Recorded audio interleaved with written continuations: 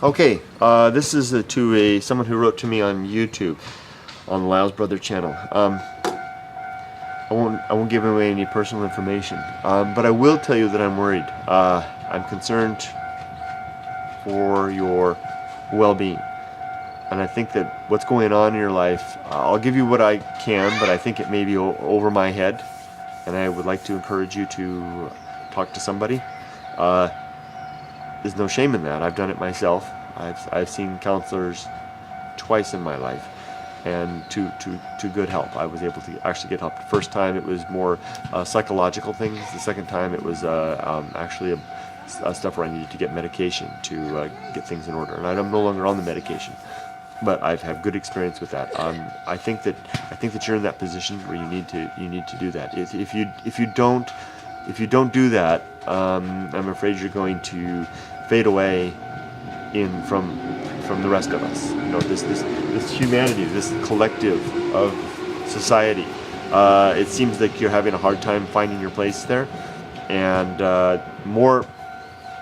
and so much so that it looks like you're choosing to drive yourself away, or to leave us. And I'm worried you may leave us less in principle and more in fact, if you know what I mean, based on the last message you sent me. Write to me if you want to talk more. I'm not saying that, you know, let's not talk. I'm saying this is more than I can advise you on. But I will give you my opinion. Okay, my opinion is so take what I said. You know, this get some help. But my opinion is that you are at that. One of the things that's hardest to do in life is to get over our sense of self. And it's hard for me to say that without coming away like I'm accusing you of being self-centered. I'm not doing that. We are all focused on the world. We see the world from our perspective, from center. It's just natural. It's the way we are. You know, there's this passenger. It's right behind the eyes. You know, it's like the person that we are, and we see the world around us. And it's natural for us to see the world as though we were the center of things, and that focus when what we do, that we are being seen by others and judged by others and criticized by others. And you've got some problems that you told me that make it hard for you to socialize, and I understand that, and maybe the doctors can help you with that. But if you can find a way to get over the self-consciousness, and I don't know how to do that other than to simply begin to laugh at it and let it go. You know, there's some things that I'm good at, but there's a lot of things I'm bad at. Just awful. And they used to cause me a lot of embarrassment, but I just accept them as me now, and I get on with it, and when those things come up, I'm typically the first one to laugh at myself about them. And my frailties and my shortcomings are just a part of the character of who I am, and I don't worry about them so much anymore, because I know that I don't genuinely do things to hurt people, and that's really all that matters to me in terms of anything I should feel ashamed of. You know, my bad taste in clothing, the fact that I always wear the same things over and over again, my inability to remember names, my inability to properly socialize in some settings, and to know what to do, to be comfortable in groups for a long period of time.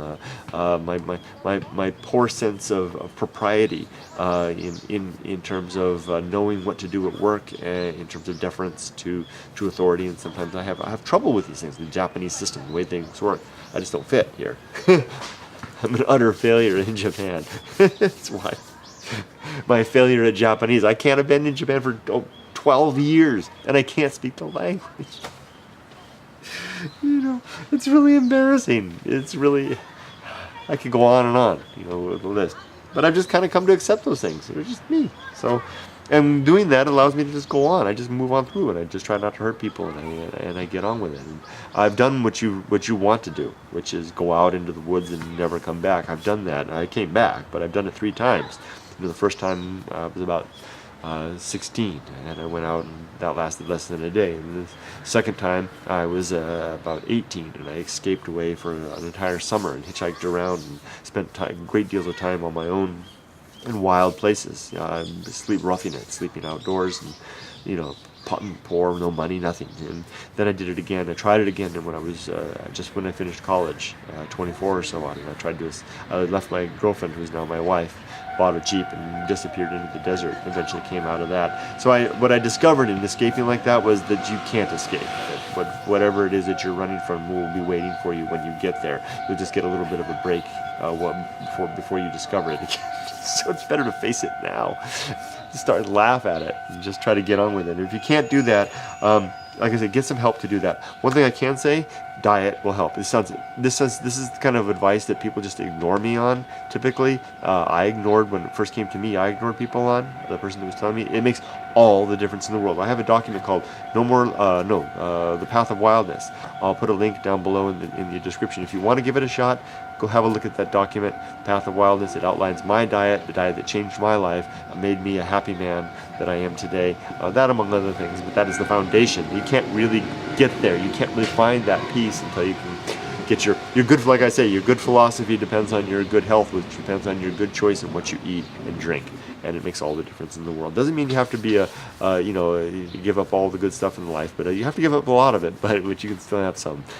Give that a try. Have a look at, read at that. I'm going to have a website up in about a week called thesonsofgrizzly.com, SONSOFGRIZZLY.com, and I'm creating this website in conjunction with a partner with a good friend of mine, an computer engineer, and he and I are setting this website up for people like you and others like you who can come and talk with one another. It's a forum and help one another. And little support for one another along the way. So I'm going to sign off for now. Please go get some help.